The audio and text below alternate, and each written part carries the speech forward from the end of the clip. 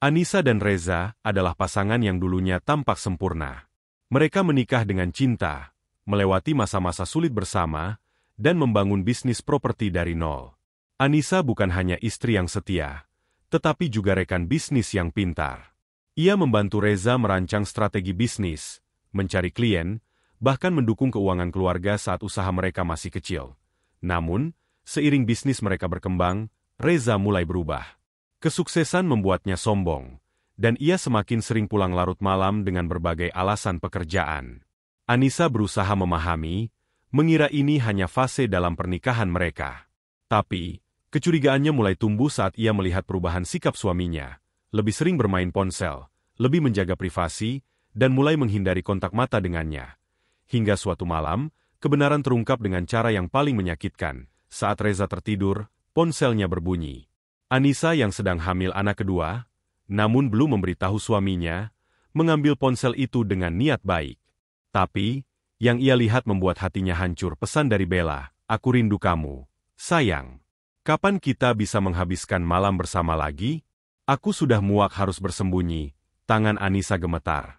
Ia membaca lebih banyak pesan, foto-foto mesra, bahkan janji manis Reza kepada wanita itu. "Aku akan menceraikan Anissa secepatnya. Kau lebih baik dari dia dalam segala hal." Jantungnya terasa seperti diremas. Bagaimana bisa? Setelah semua yang ia lakukan untuk pria ini, keesokan paginya, Anissa berusaha berbicara baik-baik dengan Reza. Ia ingin memperbaiki rumah tangga mereka, bertanya apa yang salah. Namun, bukannya merasa bersalah, Reza justru marah. "Kenapa kau menyentuh ponselku? Kau itu istri, bukan detektif. Dan jujur saja, aku memang sudah bosan denganmu." Bella jauh lebih muda dan lebih menarik. Air mata Anissa jatuh. "Aku ini istrimu, Reza. Kita membangun semuanya bersama. Bagaimana bisa kau tega mengkhianati aku?" Namun, Reza hanya tertawa dingin. "Jangan buat ini dramatis, Anissa. Aku ingin bercerai. Aku akan memberikan uang dan rumah kecil untukmu. Itu cukup, kan?" Anissa terdiam. Ia melihat wajah pria yang dulu ia cintai, tapi kini tampak seperti orang asing, dan pukulan terbesar datang beberapa hari kemudian. Saat ia meminta dukungan dari mertuanya, terutama Bu Ratna yang seharusnya membelanya sebagai wanita, ia justru mendapatkan penghinaan. Sudah cukup air matanya. "Anissa, kau memang tidak pernah cocok untuk Reza sejak awal. Aku lebih suka Bella. Dia lebih sopan, lebih tahu bagaimana memperlakukan suami. Kau terlalu banyak menuntut." Anissa terperangah. "Aku yang banyak menuntut? Aku yang berjuang bersamanya dari nol. Aku yang mengorbankan segalanya. Tapi semua sia-sia." Bella telah berhasil mencuci otak mereka. Dan akhirnya, di depan banyak orang, Anissa diusir dari rumahnya sendiri, rumah yang ia bantu bangun. Ia bahkan kehilangan hak asuh Arka karena pengaruh Reza dan keluarganya yang lebih berkuasa. Ditinggalkan, dihina, dan dihancurkan. Namun di dalam hatinya, bara dendam mulai menyala. "Kalian akan menyesal telah membuangku." Anissa keluar dari rumah itu dengan kepala tertunduk, membawa hanya satu koper berisi pakaian seadanya. Langit terasa lebih gelap dari biasanya, seakan ikut merasakan kepedihan yang ia alami. Air matanya terus mengalir sepanjang perjalanan, bukan hanya karena rasa sakit atas pengkhianatan Reza, tetapi juga karena kehilangan Arka, putra yang selama ini ia besarkan dengan penuh cinta. Malam itu, ia tidur di rumah sahabatnya, Dita, yang selalu setia mendukungnya. "Kamu harus bangkit, Nis," kata Dita sambil menggenggam tangan sahabatnya. "Jangan biarkan mereka menang. Jangan biarkan mereka berpikir bahwa mereka bisa menghancurkanmu begitu saja." Kata-kata itu tertanam di hati Anissa. Setelah beberapa hari meratapi nasib, ia sadar bahwa ia harus berjuang. Ia tak bisa terus-menerus menangis sementara Reza dan Bella menikmati hidup mereka di atas penderitaannya. Memulai kembali dari nol. Dengan sisa tabungan yang ia miliki, yang tidak seberapa karena sebagian besar aset mereka atas nama Reza, Anissa mulai merancang langkah barunya. Ia menghubungi beberapa kenalan bisnis lama, memanfaatkan relasi yang masih percaya padanya. Berkat kecerdasannya dalam strategi bisnis, ia mulai merintis usahanya sendiri di bidang properti, sesuatu yang selama ini sudah ia kuasai. Tak mudah. Ia harus bekerja siang dan malam, menekan emosi setiap kali melihat berita tentang Reza dan Bella yang tanpa hidup bahagia, dipuja sebagai pasangan sukses di media sosial. Bahkan, ada berita bahwa mereka akan segera memiliki anak, namun kesabaran Anissa membuahkan hasil. Dengan kerja keras dan strategi jitu, bisnisnya mulai berkembang. Ia mendapatkan proyek-proyek besar yang bahkan mulai menyaingi perusahaan Reza. Retaknya hubungan Reza dan Bella. Di sisi lain, kehidupan rumah tangga Reza dan Bella tidak seindah yang mereka bayangkan. Bella, yang selama ini berpura-pura menjadi wanita lembut dan penyayang, mulai menunjukkan sifat aslinya. Ia boros, suka berpesta, dan lebih peduli pada status sosial daripada keluarga Reza. Aku ingin rumah yang lebih besar, tuntut Bella suatu hari. Kita baru saja beli rumah ini. Reza mulai kesal. Kamu kan CEO perusahaan besar. Masa nggak bisa memenuhi keinginan istrimu? Bella merengek, tapi ada ancaman terselubung dalam suaranya. Seiring waktu, Reza mulai menyadari bahwa Bella tidak seperti Anissa. Bella tidak mendukungnya dalam bisnis, tidak memahami tekanan yang ia hadapi, dan hanya peduli pada uang. Lebih buruk lagi, bisnisnya mulai mengalami kemunduran. Beberapa klien besar mundur, proyek-proyek baru diambil alih oleh perusahaan saingan yang berkembang pesat, perusahaan yang dimiliki oleh Anissa. Saat Reza mulai terdesak, Bella semakin menjauh. Ia mulai sering keluar rumah, berpesta, dan bahkan dirumorkan berselingkuh dengan pria lain. Bu Ratna, yang dulu membela Bella habis-habisan, mulai melihat kebodohannya Reza. Kamu harus mengendalikan istrimu. Bu Ratna mengomel, kamu yang bilang aku harus menikah dengannya. Reza membalas frustrasi, namun penyesalan datang terlambat. Sementara Reza berusaha menyelamatkan bisnisnya, Bella malah mengambil sisa kekayaannya dan pergi. Di saat yang sama, Anissa semakin bersinar. Ia tidak hanya mengambil proyek-proyek Reza, tetapi juga kepercayaan para investor dan klien lama. Dan ketika Reza akhirnya menyadari siapa yang menjadi pesaing terbesarnya, ia hanya bisa terdiam dalam keterkejutan dan ketakutan. Anissa telah kembali.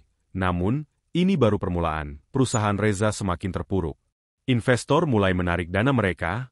Proyek-proyek besar yang dulu menjadi kebanggaannya kini beralih ke tangan pesaing.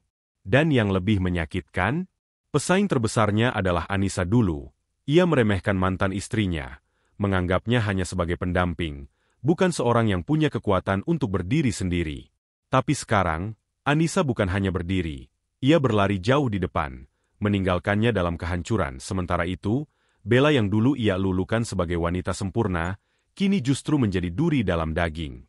Ia kabur, membawa sisa uang dan aset yang tersisa.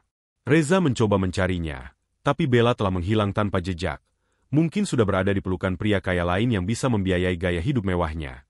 Namun, pukulan terbesar bagi Reza bukanlah kehilangan uang atau bisnisnya. Pukulan terbesar adalah ketika Arka, putra mereka, menolak untuk tinggal bersamanya. Pengadilan hak asuh, kemenangan Anissa selama ini. Reza dan keluarganya memenangkan hak asuh Arka karena kekuasaan dan harta mereka. Namun, setelah bisnisnya runtuh dan namanya tercemar karena skandal keuangan, pengadilan memutuskan untuk meninjau ulang hak asuh anak mereka. Di ruang sidang, Anissa tampil elegan dengan aura penuh percaya diri yang mulia. Ucapnya tenang, saya telah membangun hidup saya kembali. Saya sekarang memiliki bisnis yang stabil, rumah yang layak, dan yang paling penting, saya selalu mencintai dan mengutamakan Arka. Sementara ayahnya, saya rasa rekam jejaknya sudah cukup jelas. Pengacara Reza mencoba membela, tapi bukti-bukti tidak berpihak padanya. Tidak hanya kondisi finansialnya yang memburuk, tapi juga rekam jejaknya yang menunjukkan bahwa ia lebih sering sibuk mengurus bisnis, dan dulu, menghabiskan waktu dengan selingkuhannya, daripada merawat anaknya sendiri. Namun, momen yang paling menyakitkan bagi Reza adalah saat Arka berbicara. Aku ingin tinggal bersama ibu. Suara anak kecil itu menggema di ruangan. Ayah selalu sibuk, dan sekarang ibu sudah sukses. Aku ingin bersama ibu, keputusan pun diambil. Hak asuh jatuh ke tangan Anissa. Reza merasa dunia benar-benar runtuh di hadapannya.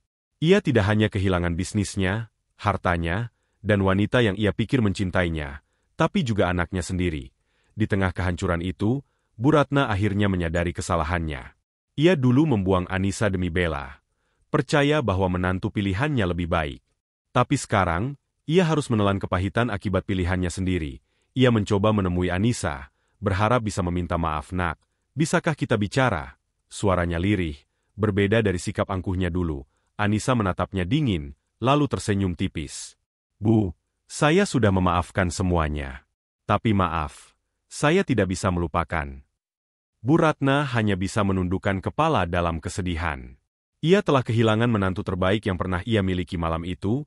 Reza duduk sendirian di apartemen kecil yang dulu tak pernah ia bayangkan akan ia tinggali.